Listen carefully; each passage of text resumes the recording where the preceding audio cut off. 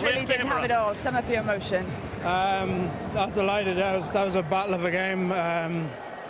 What was it, 55 minutes or something, and my body is aching, so feels a bit unjust on 55 minutes now, but yeah, happy enough. Your accuracy, your energy levels barely faltered, apart from perhaps in the final 10 minutes. Did you feel that you may have lost it? There's tired bodies now. There was. The lads are aching. You see the last few minutes, the forwards really got put to work there, and we'll have to give out to the backs a bit for that. You know, there's a lot of a shift for the forwards there, but we'll be happy with that. And plenty's been made of the disappointment after the European final against Irish. You feel to some extent you did right those wrongs tonight?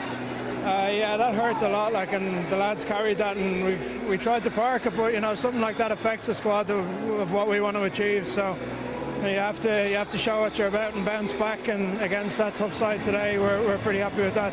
Most of your titles have come in Dublin. How different an experience was this in Glasgow, in Celtic Park, in front of a record crowd for the competition? Yeah, it's hostile, but it's brilliant. It's all noise at the end of the day, and that's what you want. You want busy stadiums and fans cheering for whoever it is, and the bigger the crowds, the more enjoyable it is. You know, we had a massive travelling support, and we have had for the whole season and beyond, and it's a credit to everyone because they spur us on some amount. Huge congratulations on tonight's performance and on tonight's victory. You've got more than a medal, you've got a glittering trophy coming in. Thank you, Cian.